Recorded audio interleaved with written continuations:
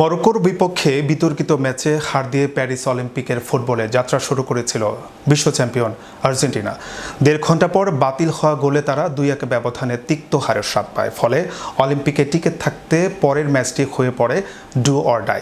সে ম্যাচে অবশ্য আলবিসেলেস্তারা ইরাককে ৩-১ গোলের বড় ব্যবধানে হারিয়ে টুর্নামেন্টে টিকে রয়েছে।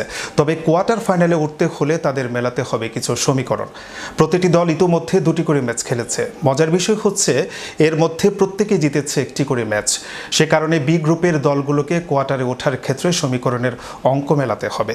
এখন পর্যন্ত সবার সমান ৩ পয়েন্ট করে থাকলে গোল ব্যবধানে এগিয়ে থাকায় শীর্ষ অবস্থান করছে হাভিয়ের মাসচেরানোর আর্জেন্টিনা।